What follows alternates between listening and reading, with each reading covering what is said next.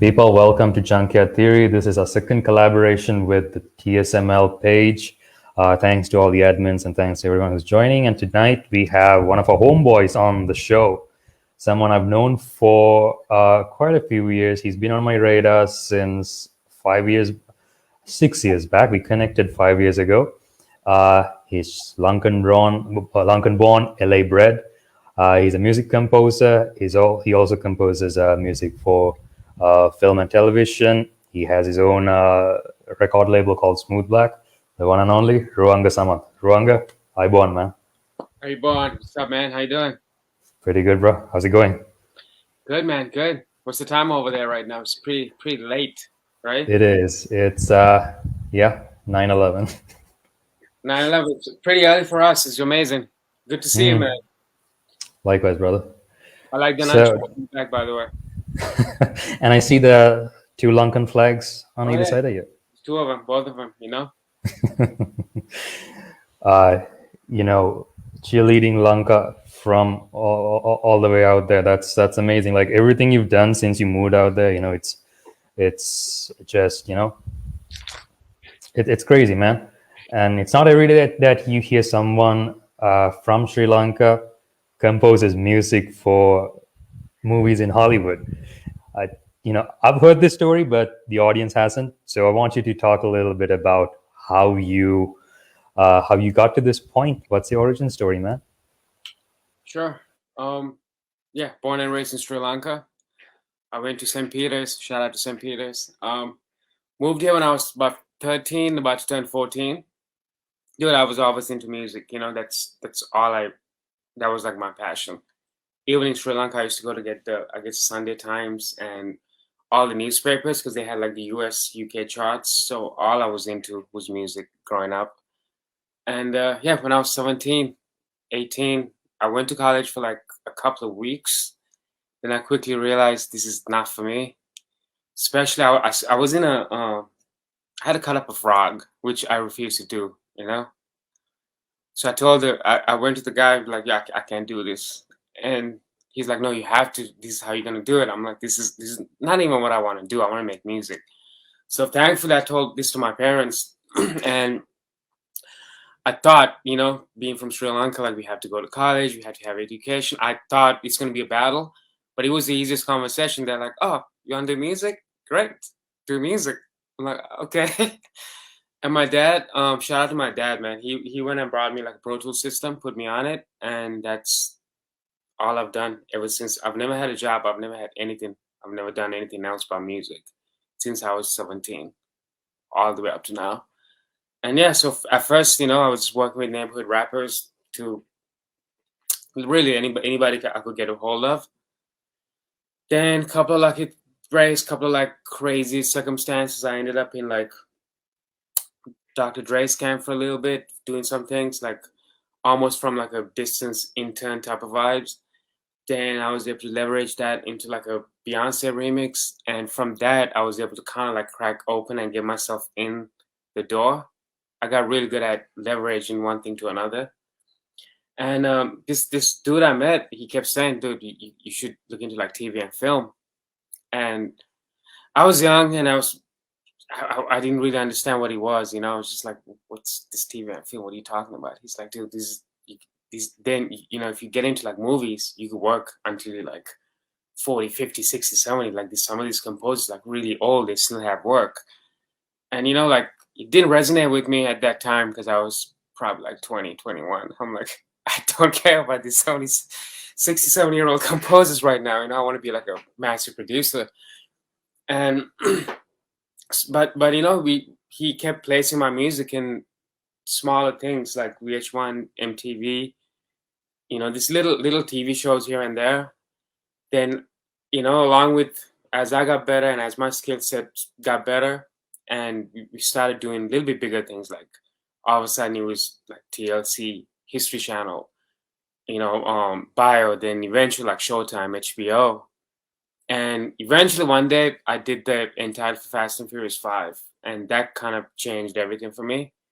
Ever since that, like I've been one of the go-to guys for all movies, some of the biggest movies too. And yeah, scored a couple of movies, did that, and I'm still like working with a lot of artists. And but I love, dude, I love movies. You know that I love like storytelling, and I think like as I got older, I started appreciating music in movies more.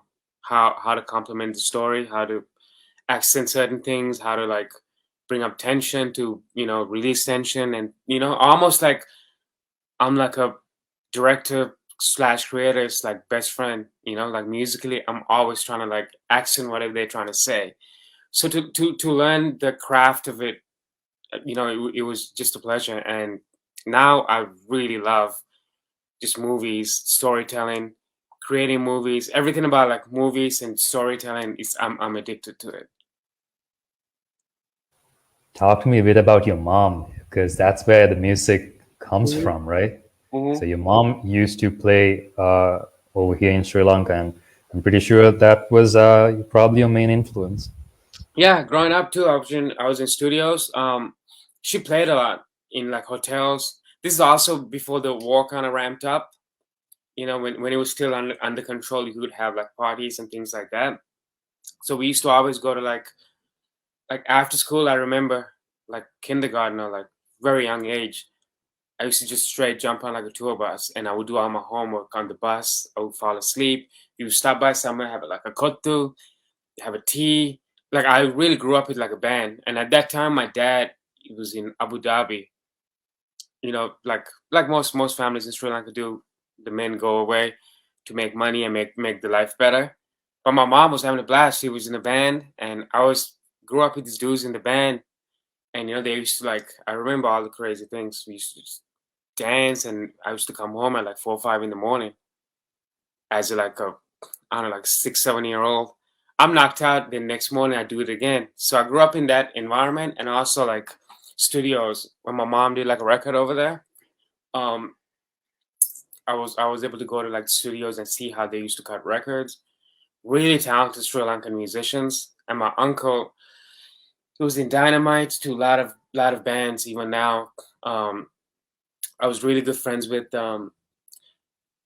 this dude, like the nephew of the Gypsy Sunil Pera that just passed away. Rest in peace. He's a legend. Um, yeah, so I was like, I saw them do a lot of their things, Gypsies type of stuff. My uncle was a drummer. He was in every band. So I grew up around music, a lot of music in Sri Lanka, and especially through my mom, but also my dad. Man, ever since I was young, he for whatever reason let me buy any CD or anything I want, even from Abu Dhabi, Dubai. I remember going to Dubai one time, and I wasn't aware of it, but I ended up ordering like 22 CDs. So I go to the store and the guy gets really happy. And my dad's like, "You ordered all the CDs?" I'm like, "I guess I did." And he had no problem. He's like, "Okay, great, take it." So I was fed music growing up in Sri Lanka and really grew up around a lot of music. So I think that had to be true, like be stressing out, coming home. I was like, that's not for me. I need to more have like a great time. The 9 to 5 doesn't work. It does not cut it. It just doesn't work for me, at least, because dude, we only here for like a short amount of time. In a cosmic thing, we in it like a blink of an eye. Like 100 years is nothing. It goes by quick. So like, like good quality 70, 80 years, and most of the time you trade it in for money. And most of the time, people do things they're not even passionate about. Just doesn't make any sense to me. So I think even the listeners, everybody that's here, you should just do what you love to do all the time. Hundred And percent. try to make a living off of it, so you're not like broke and happy.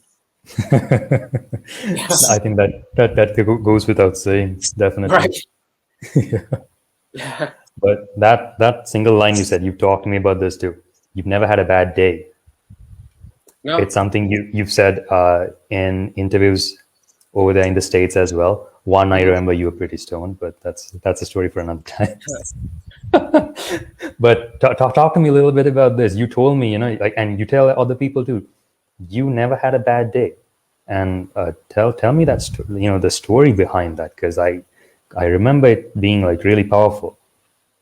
Dude, I mean, honestly, more than anything, like, if you do what you love to do, you know, and the pursuit of like your dreams and everything, how could you have a bad day? You know, this is what you like. If I had a job, this is what I would do in my free time. The fact that this is what I do all the time, like how could I ever have a possibly bad day? You know. And also, grew up in Sri Lanka. I saw a war. I've seen people die in front of me. You know, I've seen bombs go off, and heard it. I've seen limbs fall off. And where I used to catch the bus is this where they used to dump bodies, where there's like I don't even know if it's like LTT related or like politics related, but there was dead people. You know, I don't know who killed them, but there was dead people. So I've seen all of the crazy side of growing up in Sri Lanka. So from that coming here, like it's very hard for me to have a bad day, no matter how things seems bad. Like put it against what I grew up with and what some people had to go through. Even last time I went to Sri Lanka, man, I was with you a lot. What was it? What year was it? 2018, something like that. Late 2018, yeah.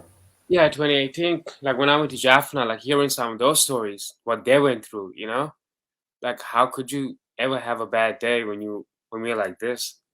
You know, even you, bro, like you're doing everything you love to do all the time. Like it would be silly for you to like be stressed out and have bad days. Of course, there's stressful moments, but like you cannot. You just gotta keep in perspective. Like we're doing what we love to do every day, all the time. So, you know, count your blessings. Blessed, man. That's the only word I can actually use. Yeah. Dude, when I watched Fast Five in 2011, right? I think I watched it on DVD, and you had this one track, Danza Kuduro, and then you come to the ending title track, and I was like, I always found that final track, the track which played over the credits, more of a banger than the than Danza Kuduro. I mean, Danza Kuduro is great, but how we roll, Yeah. I had no freaking clue that you, like a Sri Lankan born guy, composed this. And when I found out, I was like, dude, like, why, how is this not getting more publicity? Because it's one of the biggest franchises in the world. And Fast Five was, I think, the point where the franchise kind of flipped from, being about racing to shift into the action heist genre. And that's when it kind of like started making waves over there. I mean, it did make waves, but it started reaching to a mass audience there. And talk to me about Fast Five. I mean, you also got a call from Paul Walker once the Yeah. film was out. So just tell us a little bit about that. How did the whole gig come together? Yeah, man. I was reading this book from Malcolm Gladwell called, I think, The Tipping Point, where he talks about like connectors, you know. And for whatever reason, that section spoke to me so much. I was just like, I hit up my friend Jonathan McHugh, just randomly, be like, hey, dude, like, let me pull up to you now. He's like, and at that time he was like the head of like Def Jam, like the TV and film sing side of it. He's like, yo, come, and Larry Reed's not here. Like, I have his office. Just come right now. So I literally went over there, and while I was in the thing, and he's just having a blast. You know, this is like he's also in the peak of his career at the time, you know, so he's just feeling himself, feeling really good. He's showing me around the office. Then he got a call from this guy named, I think either Mike Knobloch or like Rachel Levy from Universal Films, saying, hey, we're still looking for an title for Fast Five. At that time, also like Fast and Furious franchise was kind of losing steam, you know, so they wanted to like really turn things around. That's where they bought The Rock. And, you know, a lot of things, like they want to like make a big deal out of it. They didn't have like an entitled, you know, they didn't have an entitled thing. And so he was just like, yeah, give it to my boy Rue, give it to my boy Rue. And they didn't know who I was. They're like, dude, who's that? We want, and they named a couple of huge people. They were like, no, man, I'm calling you because we want like Rick Ross or like Ludacris or this, that, somebody big. He's like, no, you just destroyed him. Just give him a chance. They're like, okay, fine. What's his address? We'll send him something. Like, so they had this idea called like How We Roll, like a little hook idea, but they didn't have anything else around it. So it's like we could maybe send it to him. Okay, if it's fine, just whatever. Like almost to just to have him stop mentioning my name. They're like, okay, fine, we'll send him something, fine. But then they moved on and kept saying, we need this person, that person. So that day when I went home, they had already sent some files over from a messenger. Like this is back in the day before like WeTransfer. Maybe they did have, I don't know why, but they had like actual physical package. So I put it in the thing, and overnight, I didn't know what's gonna happen. You know, overnight I just made this track, and I was like really excited that this could be like a game changer. I knew too. I had a feeling if I nailed it, this could be like really huge. So overnight I sent it to him, and I sent it to McHugh, and I guess he sent it to everybody else. And I went to sleep, and I woke up next day, and there was like 36 emails, like a huge thread. They're like, "This is it. This is great. This is what." And I had missed calls, so I picked up. I called him. He's like, "Hey, there's a conference call at noon. You got to get on." Okay, cool. So it's the director, and everybody's on the call, and nobody knows me, and I'm on the call. They haven't even have no idea who made it. Nothing. They just know like they love this thing. They're like, "Oh, this is great. This is what we're gonna go with." Now we just gotta look for like a big artist. So that's how it came about. And they finally like we tried a bunch of artists. We tried YG. I think Ludacris did something. Maybe Rick Ross, but eventually like we settled on Busta Rhymes. And when the thing came out, man, not too long after it came out, it did really well. I got a call from Paul Walker, and it's pretty special. He was like, "Oh, you did a great job." I'm like, "Oh, this is fine, thank you." And unfortunately, he passed, but you know, his legacy lives on. Yeah. How cool is that, man? Like, every single time you tell me this story, it's still fresh. Yeah, it's unbelievable, man. That song really like that song and the project changed my life for sure. You know, after that, I So, didn't have to like. I always had like a huge blockbuster movie that behind me, so it was just easy. Things got easy after that for sure. so Fast Five came out in 2011, and within the past 10 years, just recap like where you come from there. Like things certainly got easier, but at the time, like what were the main challenges that you faced? Like you've been a music producer, song like music was your thing, but getting a hook and familiarizing yourself with the art of composing, that's a whole different thing. Yeah, So how did you yeah. kind of like get into it? Um, yeah, it was. Man, it's pretty. Yeah, there was definitely a learning curve. So making like entitled songs to like composing, and with the song, you don't have to worry about like being invasive. But when you're composing for a movie, you don't want to do too much to get in the way of the dialogue, to get in the way of the story. It's not about you. When you're composing a song, or when you're producing a song with artists, it's different because you could do whatever you want. Like if you hire me as a composer, if I'm like composing your next movie, whatever, like I have to stay within your story. Like I'm literally serving your vision. You know. So whoever the director and the storyteller is, that's all I'm concerned about. I'm accenting things when they need it, carrying the emotion through. So it's really easy, like you taking a step back and kind of serving a story, opposed to trying to make people dance, or like trying to make people like jump up and down. This is prolonged, like with the song. Also, you have like 3.5 minutes. This is like 90 minutes, and sometimes it's just one note holding up just to create some tension. Sometimes it's just a noise. It's a white noise. Sometimes it's anything. So you don't. Yeah, it's very different. But I'm really, as I'm getting old, I enjoy the storytelling aspect of it. I just love good stories. I love movies. So it's now I'm appreciating it more and more. And dude, I really enjoy composing now. You know, even though composing take so much more time than like producing a song or even an album. Composing take forever.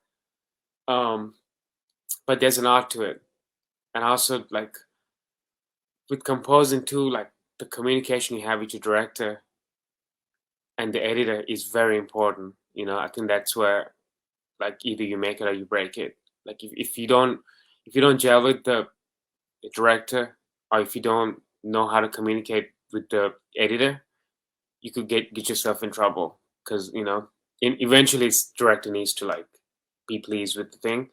Also, the editor needs to cut it in a way it makes sense for the director. So those two are kind of like your like creative partners in the process. And yeah, man, I'm still learning as I'm going. So it's You composed an entire movie for Netflix, Reality High. And fun. more than the movie, I think the soundtrack was what kind of connected with the audience. Of course, of And course.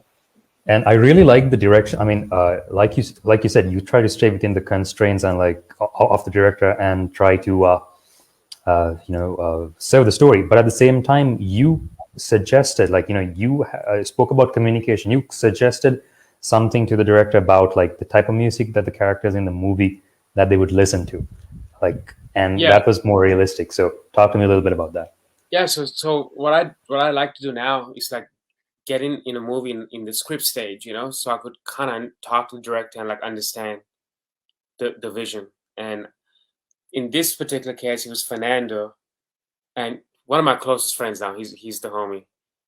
With him and I, when I sat with him, I had done music for one of his like old like previous movies, so he knew, but we've never met, So for the first time when he came to this place, actually, he was sitting right here.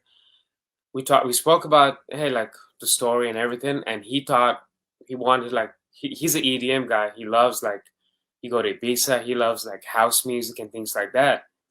But these are like some black kids from like Calabasas, so some kind of almost like some rich black kids.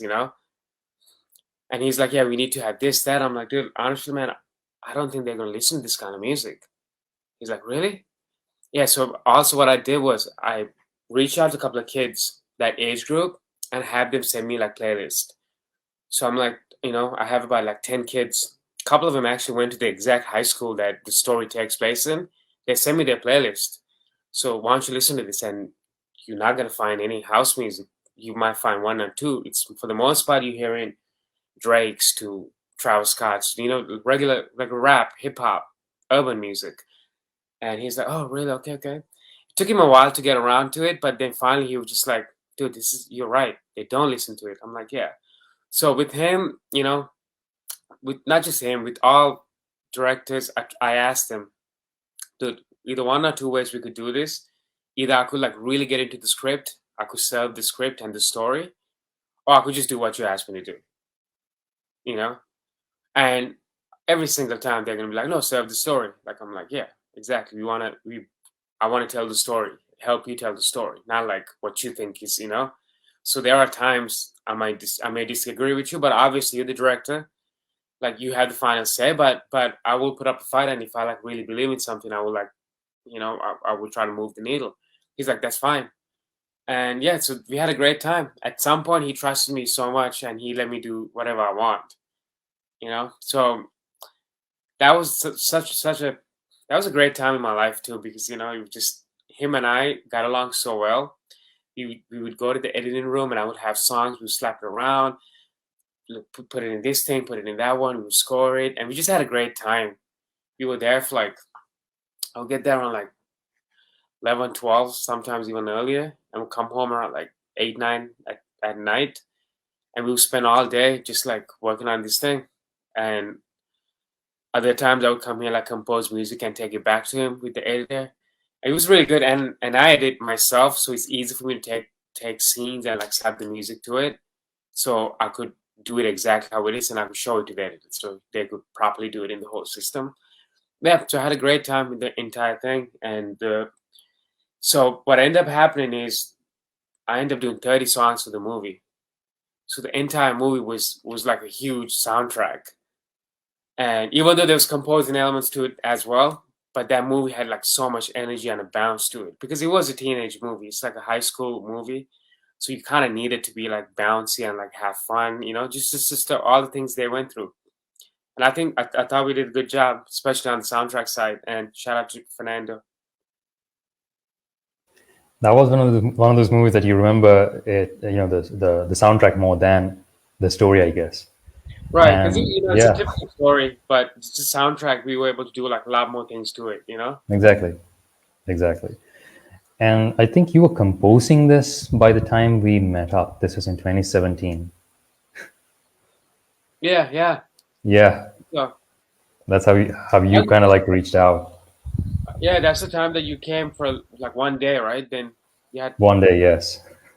yeah, there was like a we had lunch or something. I forgot what we did, but oh yeah, we had Malaysian food. I remember. Exactly. Yeah, yeah, I remember with Scooter and Ishi.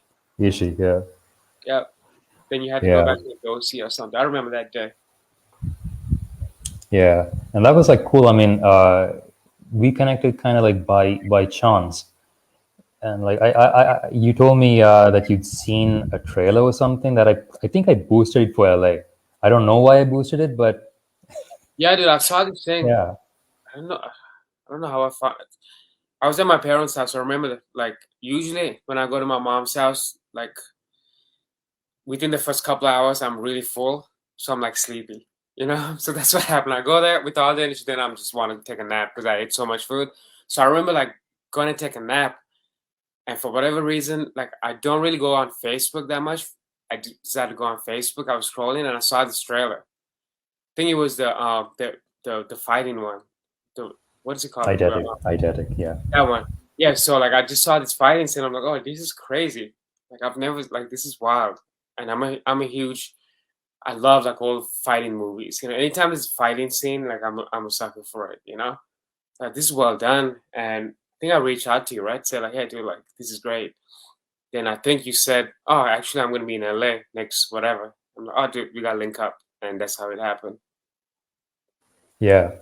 I distinctly remember you telling me that you were composing a Netflix movie at that time. I was like, oh, okay. We were connected somehow at that point, I think on Facebook, and I was like, all right, I'm heading to LA. Yeah, I gotta meet the guy. Oh for sure, yeah. Yeah, yeah. But I mean, that was like so cool, and you somehow got into martial arts at the same time. And talk to me a little bit about how that's affected your Oh yeah, career too, man.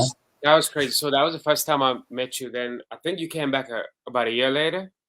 Yeah, the following year, 2018. So 2018, Akash came and he actually stayed with me for like I don't know, like a week or A something. week, a week. I was there with Yeah, you for a he week. stayed at my house for a week, and we decided to do a. I had an artist assigned to me at that time named Sinclair. Shout out to Sinclair. He's still one of my best friends, Christian Plenty. Yeah, so we decided to do like a video for him. He was in town. I was like, hey, you want to do a music video? He's like, yeah, for sure. First night, I remember he came in. He didn't even know he was going to do a music video. I'm like, he came in. I'm like, dude, we should do a music video. He's like, okay, I'll be down. I'm like, okay, cool. I'm going to have the artist and everybody pull up right now. So we were in the studio and we literally created an entire story. And this man had just got into town or something. And he was like, okay, when are we going to shoot it? I'm like, end of the week. You're here for a week. We need to shoot it end of this week. So he could go back with the footage and edit it. And he's like, okay, so where are we going to? So somehow we had to lock down a like a concept, get all the pieces together, every single like the actress, actor, every person, like locations, like the clothing, and it's also like a fighting. It was like a lot of fight scenes. So we had to choreograph fights. We had to go You get. told me to put a fight scene in there. I did tell you to put a fight scene in there. Yeah. So then he had to choreograph the entire fight scene, and I also told him to put like weapons in it. So we got nunchucks. We did this. So that week was insanity. But through that week, every morning Akash would get up and he would like train. He would just do things, and I just wanted to be along with it. And when I was like training with him, and I just realized like, man, this is actually like it's amazing. I have so much energy through the day. And it was like simple too. It would just he would just kind of like set up this like. By like the third, fourth day, I was just like really looking forward to it. I was just like, dude, I can't wait to like. I remember like the third day telling you like before we wrapped up the day, like, dude, I can't wait for the like workout in the morning. He's like, yeah, dude, like let's do it. So then, yeah, that whole week was insanity, because we had so much work to do. But I really enjoyed the working out process. So we were working out, got into martial arts, and I was really intrigued by the whole because I like in my front yard that's where we rehearse all the fight scenes. So every night there was mad people here just like fighting outside, just teaching steps. So I really enjoyed the entire process. And the video came out great, but before he left, I asked him to put together like a plan for me. I was like, dude, I really enjoyed it, but I want to keep on going. So Akash, he put together a very particular plan: Monday, Tuesday, Wednesday, like 5 days, what to do each day, and he was like almost, it's a piece of paper that I was able to follow. And I got addicted to it, honestly. Next thing you know, like just training every day, and he's checking up on me while he's editing the movie. That's the funny thing. While he's editing, the music video. So Music I'm video. giving notes. We going back and forth. He also checking, hey man, how's your working out going? I'm like, good man. I'm really enjoying it. And at the time, I was gonna go to Thailand and propose to Catherine. And at that time, I've been looking at different martial arts to like learn. I was like, what's the most thing? And I've really gotten to UFC. Think like, what's the things that work the most? I'm like, oh, like Muay Thai, you could like punch somebody, you know. So when I was in Thailand, I picked up Muay Thai, and at the same time, I remember like we were like we had to do some reshoots and we had to do some things. I remember also calling you for two things. I was calling you to tell you how excited I'm for like this Muay Thai, and also like, yeah, how's the editing going? Can I see something? You know. So between those two, and once I went to Thailand, took a couple of like Muay Thai things, I was addicted. And ever since that day, like martial arts have been like a huge part of me. Then he came back, we trained. Last time I was in Sri Lanka, his dad is also like amazing martial artist.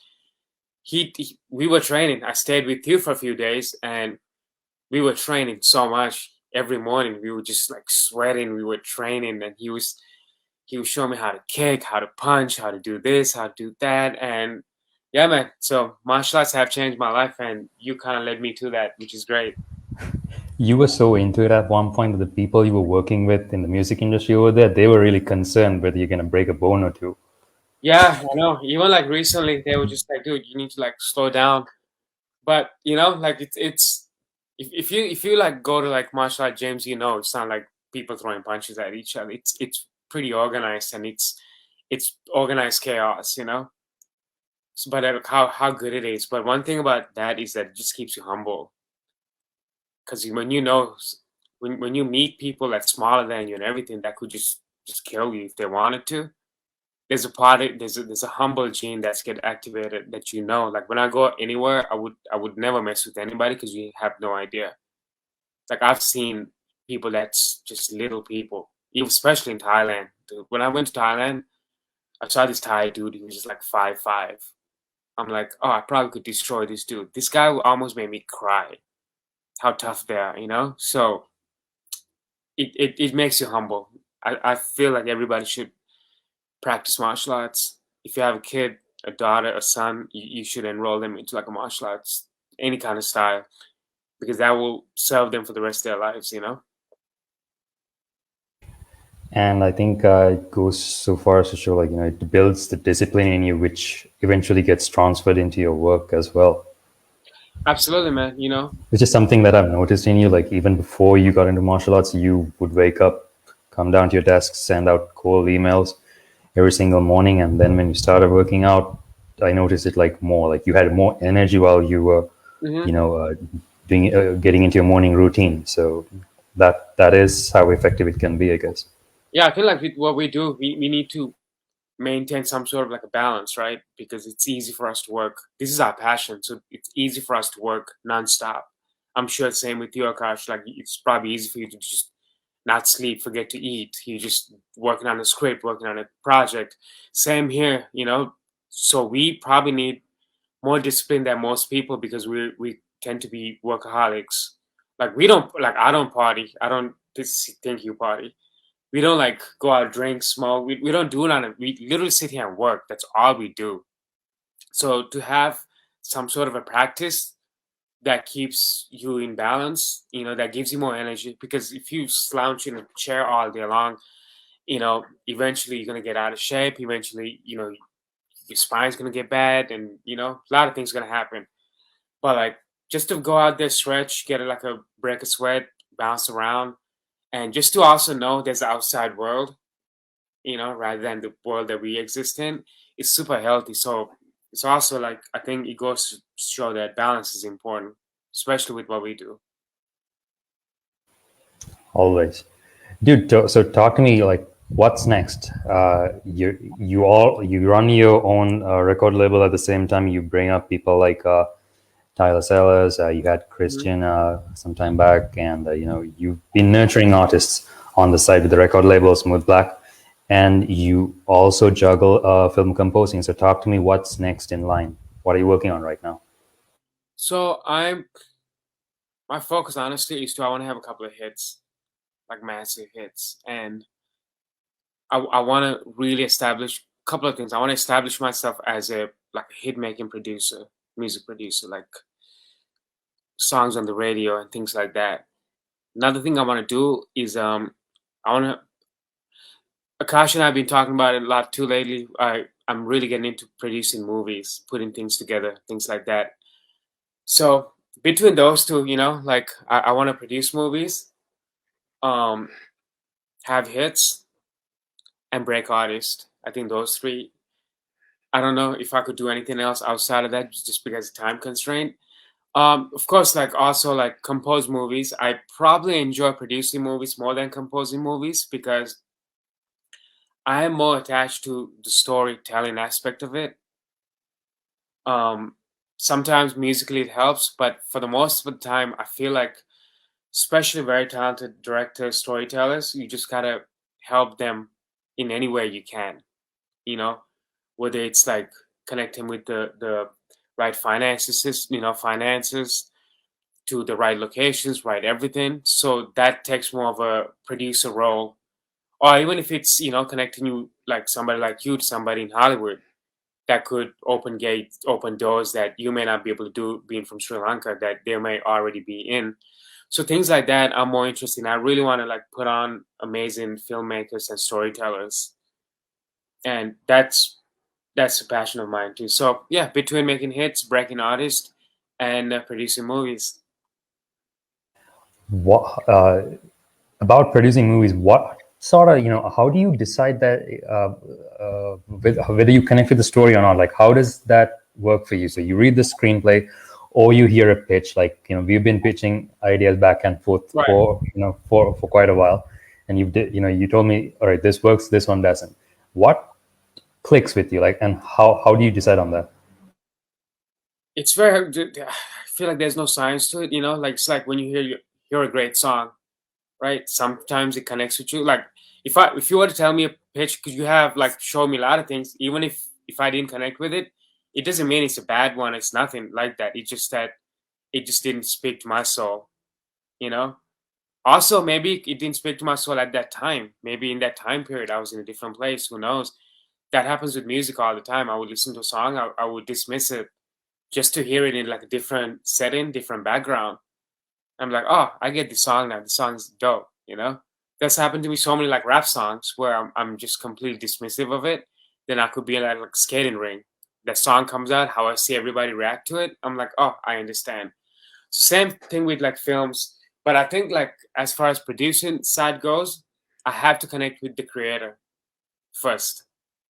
Because if you work with somebody for months and months that you don't personally connect to, it could be a nightmare. No matter how amazing the story might be, I don't think it's worth it. Because you guys don't click. Because you also know making a movie, making anything, you're gonna run into so many problems, so many things gonna go left, so many things that you didn't even anticipate might happen. So you have to be able to problem solve with with the creators, with other people, with the director, with everybody, with other producers. Like getting So kicked out of car parks. yeah, exactly. Like we got kicked out a couple of places when we were shooting. You have to be able to like problem solve and keep like a cool head and do it. And the second part place we went to, it was like 115 degrees. Like we were gonna pass out. Like it was crazy, but we got it done. And I remember that day too. Me and Christian, who's our lead, the music videos for him and I got into a huge argument to start off the day. We were about to fight. We were in each other's faces. So like, but still, we had to shoot the entire day. So no matter how upset we were at each other, we had to like put that to the side and do it. I still think I was right that day though, because he was wrong. Um, but still, like we had to do what we had to do. I remember you calling me to the side and be like, "Hey, dude, like, it's okay. Just let it go. Like we still got to work." And I was so upset at the time. So things like that, you need to have people that communicate. Like that day could have gone left really fast. but like we were able to like get it back on track because we went really left. Everything fell apart in the morning. I remember like within like hour and a half into it, it was terrible. We got kicked out, right? We got into a huge argument. The guy lost his like clothes. It was going left, but like that's why you need to work with the right team, right crew, so we could bring it back. But towards the end, we had a great time. We were all high-fiving, hugging each other. We had amazing day. It was great. So yeah, man. So as far as story connecting, it's something, some things connect with you, something don't. But also when I listen to story now, I try to think what I could bring to the table, and if it's something that I would enjoy. Like, there's certain things I watch all the time. I love comedies, for example. I love comedies. I love horrors. I love sci-fis. It's just like certain things that I really like. But even within those genres, there's specific things that connects with me. So if you were to like put that in front of me, I might like it more than something else, and also see how I could help, bring that vision to life. So yeah, a lot It's of ways. highly subjective, right? Highly subjective. That's what I'm saying. Everything we do, from music Mm. to movies, I like. Who are anybody to say this is good or this is bad? Obviously, sometimes in the extreme cases, this is great or this is terrible. But for the most part, like, especially an idea, it kind of lives in the middle until you take it to each side, right? So you don't really know. Like I said, if it doesn't connect with me, it doesn't really mean anything. It just doesn't connect with one human out of like 7 billion of us. So it doesn't mean anything. And about shooting in some place like LA, which is like the entertainment capital of the world, I realize that it's like pretty damn hard. Like everyone's out there for money. Like if you Right. want to get a location, you can't really go guerrilla style. Although we kind of did. We We did. did. We got kicked out, but at the Right. same time, we managed to circumvent problems and kind of pull it off, and we did like Right. pretty amazingly on a very shoestring budget also, Right. and In like that kind of 5 brings. days. Yeah, exactly. And that brings me to how easy it can be to shoot something over here in Sri Lanka. And you and I, we both echo the same thoughts. So, speaking to creators over here in Sri Lanka, where you come from Hmm. originally, what do you have to say about how easy it is to get things done versus like Dude, I think you should trying to follow make it this over guy. there? I think you should follow Akash. Reach out to him because like what you've done with the 3 things are like very impressive. I've showed people over here. There's an artist named like Belly. I've showed your thing to, and he could not believe like what you did. To You showed it to Belly? yeah, like I showed the horror to him, Shit. and he was just like, wow, like this is he couldn't really believe it, and he was just like, dude, like when I have an idea, I would love to go to Sri Lanka and shoot it. I'm like, yo, it's great. I got the people over there. So I think yeah, like it's a blessing sometimes being from over there too, and hopefully, at least the culture when I was growing up, unless you're like a doctor or like like an engineer, you kind of get looked down upon. I think thanks to people like Akash and what he's doing, things have changed now. And so like take advantage of it, and like now like be brave, man. Go out there and just make things done. Because over here, you need a permit for everything. Everything costs money, and nobody's gonna help you. Everybody's gonna want money. Like before you even like get to the location, you're spending 20 grand on nothing. $20,000 on just to lock some people down, just to for locations, to this that, and it gets pretty crazy, you know. So over there, you have the freedom and you have the flexibility to get things done. So you should. And it's so powerful when you like execute something versus an idea in your head.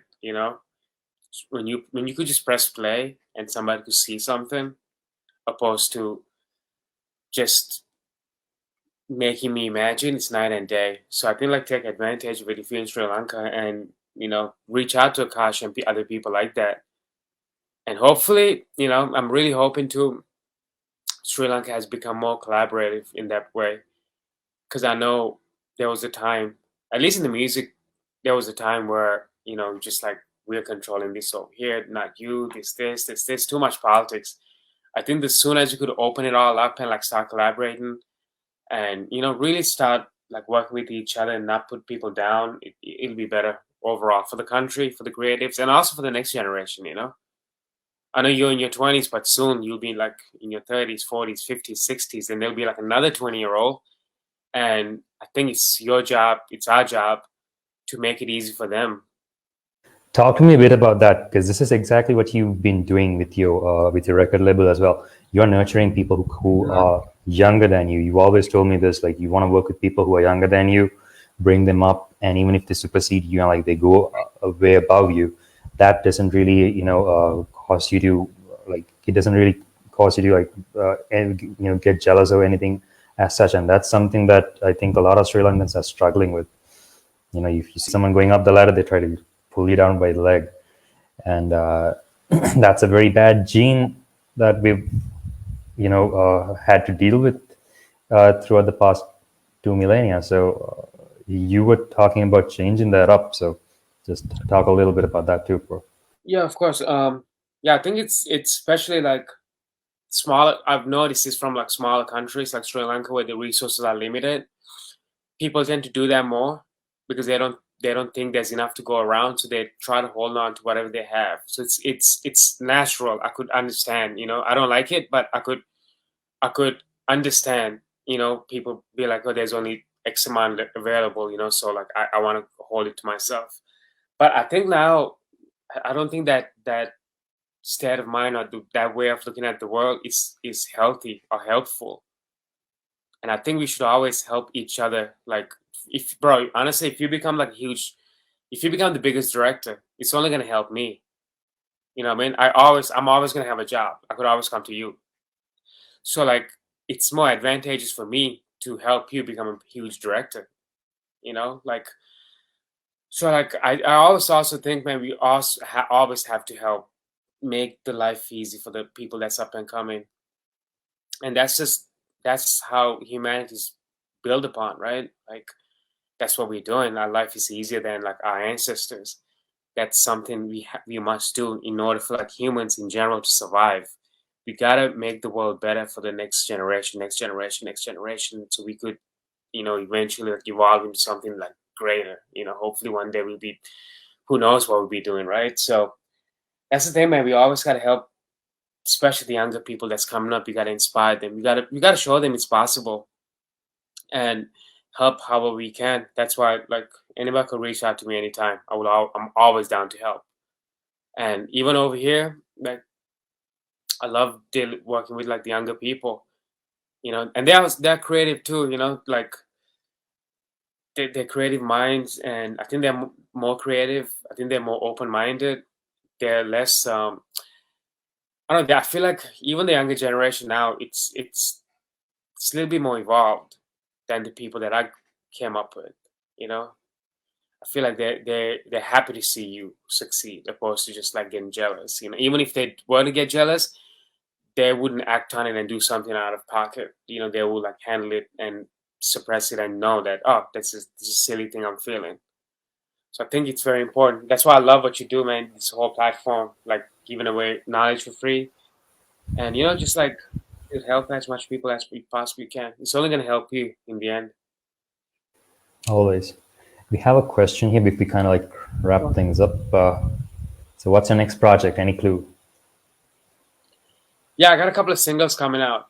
I can't really give the names out yet, but I have a couple of singles coming out before the end of the year. And yeah, that and a couple other movies coming out as well. I will give you more names because I had to sign some NDAs and things like that, so I can't really freely like talk about it yet, but soon. In due time. And before we wrap things up, you reached out to me a couple weeks, not a couple of weeks back, this was like a month back. And I think you have a small announcement to make. I think it might be better to come from you because you are the creator. So I am really happy and proud to announce that going forwards, every single episode of Junkyard Theory is going to be produced by the man on the right side of the screen. RUWANGA is going to be taking over as a producer for Junkyard Theory, which is an honor, bro. Thank you so much. Honestly, man, I'm just like I was so proud of all you've done already. I was actually blown away, when you sent me the list and when I've seen the people like that you were able to bring on. I was really blown away, and I was really proud of everything you've done. And yeah, man. So I was just thinking, if anything, I want to help you take this to the next level, put it in front of the right people. So I'm really here to help you, honestly. Like what you've been doing is phenomenal, and you got to continue to do what you do. And even the projects, to the movies, everything you had got your hands on, man. You just got double, triple down on, and really focus and kill them all, because you're on a path to doing something great. Especially being home based from Sri Lanka, living over there. Like you're like trailblazing. You're opening up worlds for a lot of people. So one day when people like look up, bro, when you're like 40, 50, 60 years old, there'll be kids looking up and be like, oh gosh, he did it. From like this to from Junkyard Theory, just one of many things you're doing, that to your movies, to the shorts. They'll be like, wow, this is one guy, like just like us, grew up here, that did it, that was able to bring on the biggest guest, like reach out to big movies. So yeah, man, so very proud of everything you've done. I'm just here to help, bro. And just a little shout out back at you, because it's a little technique that you kind of told me about back when we were in LA, which kind of started the whole thing. So hats off, man. And yeah, dude, like, also, it's not just I could tell you something, but you're the one who did it.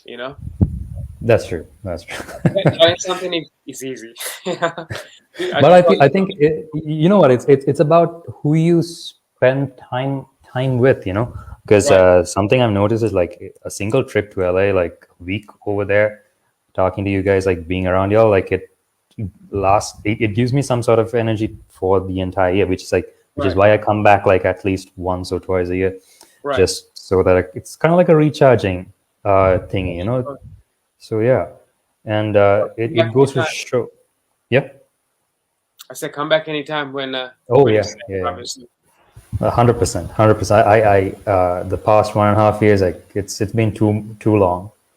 I know Hope this it's a shit ends. crazy time, but it'll pass, and you'll be here in no time. Yeah, yeah.